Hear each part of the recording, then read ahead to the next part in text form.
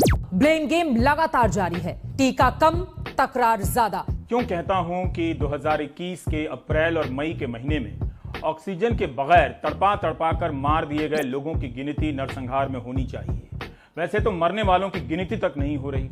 अब इन लाशों से किसी की आस्था आहत नहीं होती है।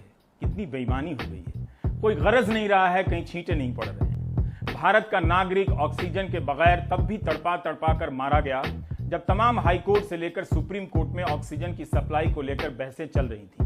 भारत को विश्व गुरु बना देने और 5 ट्रिलियन इकोनॉमी बनाने का प्रोपेगेंडा आज अस्पतालों के बाहर छितराया हुआ है। जहां कोई बाप, जहां कोई बेटा, जहां कोई मां, जहां कोई पत्नी चिल्ला रही है कि उसे इलाज नहीं मिला। जरूर किसी नए इवेंट की तैयारी हो रही होगी ताकि नए नारे के साथ जनता के बीच आया जा सके। जैसे पिछले साल जब लोग बर्बाद हो गए तो आत्मनिर्भर भारत का नारा लाया गया था। ऐसा कुछ जल्दी आएगा, लेकिन आपके अपने जिन्हें ऑक्सीजन के बगैर मरना पड़ा वो नहीं आने वाले हैं। इतना शर्मनाक और क्रूर समय इससे पहले कभी इस देश ने नहीं देखा होगा। गोवा मेडिकल कॉलेज में जो हुआ है वो नरसंहार नहीं तो क्या है। लोग अस्पताल पहुंचते हैं कि जान बचेगी, लेकिन ऑक्सीजन के बगैर अस्पताल में ही मौत होती है। कोरोना की चुनौती चाहे जितनी भी बड़ी हो, लेकिन इस चुनौती से निपटने का भारत का जज्बा चट्टान जैसा मजबूत है। सकारात्मक चर्चा, पॉजिटिव चर्चा जरूरी है, क्योंकि देश की तैयारी भी अब पूरी है। कई लोग सिर्फ नेगेटिविटी फैलाने का काम कर रहे हैं, जिनको ऐसा नहीं करना चाहिए। Very rightly said by you. आशा की किरण बड़ी महत्वपूर्ण है। Hope is very very important. आप इसको किस तरह से देखती है? How you take it? कैसी मौत है जिसके लिए कोई जिम्मेदार नहीं है। किसी में साहस नहीं है कि पूछे कि पीयूष गोयल से कि आप जो ऑक्सीजन एक्सप्रेस का वीडियो ट्वीट करते हैं वो कहां पहुंच रही है। ऑक्सीजन की सप्लाई केंद्र से होती है। 7 साल से प्रधानमंत्री मोदी प्रेस कॉन्फ्रेंस में नहीं आए हैं तो वो कब आएंगे? जो मरे हैं उनके ही नागरिक हैं, उनके चाहने वाले हैं और उनके वोटर हैं। क्या अब भी प्रेस कॉन्फ्रेंस में नहीं आएंगे? आज कोरोना से भी एक बड़ा वायरस है, आज उसकी बात करेंगे। कोरोना से भी बड़ा वायरस, आज बात आतंकवाद की करेंगे। महामारी में हो रही बमबारी किसकी किससे यारी? आतंकवाद के खिलाफ कार्रवाई थी भाई। आतंकियों को जहन्नुम पहुंचाना था। मई से लेकर 14 मई के बीच 70 से अधिक लोग ऑक्सीजन की सप्लाई में कमी आने से कथित रूप से मारे गए। ये मौत नहीं, नरसंहार। कोरोना को हरा देना और इसकी तैयारियों को लेकर किए गए सारे दावों का झूठ नागरिकों के चेहरे पर तमाचे की तरफ पड़ रहा है और आपके अपने अस्पताल जाकर ऑक्सीजन के बगैर तड़पा तड़पा कर मारे जा रहे हैं। प्रोपेगेंडा हर समय मिलता है कि हम 5 ट्रिलियन इकोनॉमी बनने जा रहे हैं और विश्व गुरु बनने जा रहे हैं।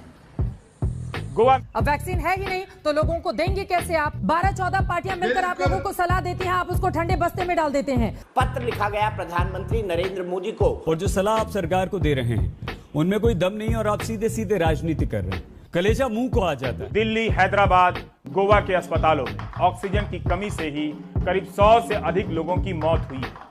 मौत का सदमा तो है ही, लेकिन ऑक्सीजन के बगैर अस्पताल के भीतर और बाहर लोग तड़प तड़प कर मर गए।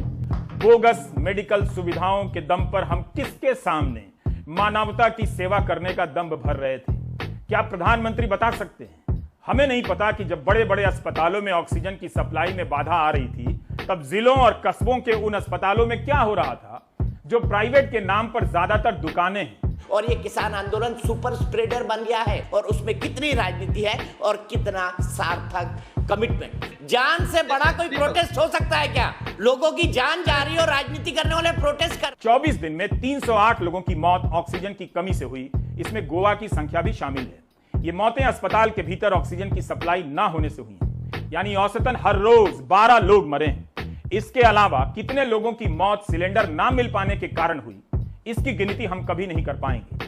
आप विश्व गुरु भारत में हैं, जहां मरने वालों की संख्या छिपाई जाती है। 13 मार्च को जॉर्डन में ऑक्सीजन की सप्लाई में बाधा आने से 7 लोगों की मौत हो गई। वहां के प्रधानमंत्री ने अपने स्वास्थ्य मंत्री से इस्तीफा मांग लिया। स्वास्थ्य मंत्री ने नैतिकता के आधार पर इस्तीफा दे दिया। Mongolia, Argentina, New Zealand, Peru, Poland, Austria, Slovakia और अन्य देशों के स्वास्थ्य मंत्रियों ने कोविड के रोकथाम में हुई गड़बड़ियों को स्वीकारते हुए इस्तीफे दिए हैं। नैतिक आधार पर भारत के स्वास्थ्य मंत्री डॉक्टर हर्षवर्धन डार्क चॉकलेट खाने का सुझाव दे रहे हैं। भारत में नैतिकता से ज्यादा जरूरी गोबर और गौमूत्र है, जिसके रिसर्च के लिए डॉक्टर हर्षवर्धन काफी मेहनत कर रहे हैं। भारत एक ऐसा महान देश है जहां कोरोना संकट तो है, लेकिन असफलता को लेकर किसी को भी नैतिक संकट नहीं है। दिस इज कॉल्ड ट्रू विश्व गुरु मोरालिटी। कर रहे हैं आज बात सिर्फ और सिर्फ इस लाइलाज और इस महामारी कोविड-19 की हो रही है।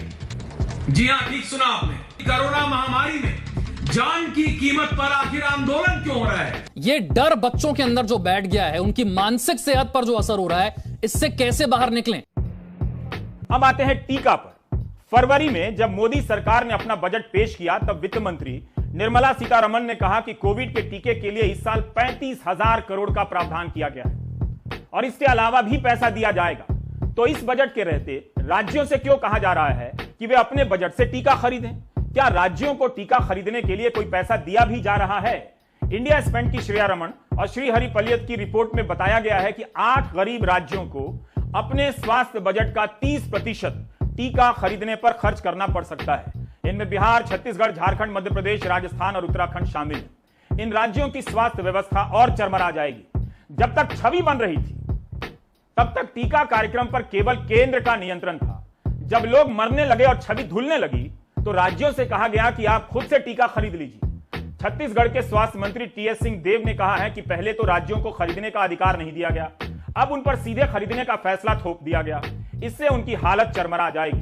वो 35,000 करोड़ का वैक्सीन बजट कहां गया? 35,000 करोड़ के बजट के बाद भी अप्रैल तक मोदी सरकार ने भारत और भारत से बाहर की कंपनियों को ऑर्डर क्यों नहीं दिया या कितना दिया? जबकि साल भर में अमेरिका ने 130 करोड़ टीके का ऑर्डर दे दिया था, तब जब उसकी आबादी 39 करोड़ है। ब्रिटेन की आबादी 7 करोड़ है, उसने 45 करोड़ टीके का ऑर्डर दिया। कनाडा ने तो आबादी से अधिक इतना ऑर्डर कर दिया कि एक आदमी के लिए 10-10 टीके उपलब्ध हो गए। भारत ने पिछले साल कोई ऑर्डर नहीं दिया। जब दुनिया के बड़े देश टीके के रिसर्च और विकास में पैसा लगा रहे थे, कंपनियों से खरीद रहे थे, मुफ्त बांटने की रणनीति बना रहे थे, तब सोचिए मोदी सरकार ने भारत की ही 2 कंपनियों में एक नया पैसा नहीं लगाया। लेकिन टीके के वितरण से लेकर हर चीज पर ऐसे नियंत्रण रखा गया जैसे सब कुछ मोदी सरकार कर रही है। न तो रिसर्च में पैसा, न खरीदने में पैसा। टीके के लिए इस साल 35,000 करोड़ का बजट भी था, उसका पता कहां गया? ये सवाल कौन पूछेगा? तो शांति से जरा थोड़ी देर बैठिए और सोचिए, अगर हम करें तो करें क्या, बोले तो बोले क्या? वाह मोदी जी, वाह वाह वाह। इसलिए कहा गया है कि मुंह पे मास्क लगाओ, मुंह बंद रखो। अगर आपको हमारा ये वीडियो पसंद आया हो तो इसे लाइक और शेयर जरूर करें और हां, हमें सब्सक्राइब और फॉलो करना ना भूलें।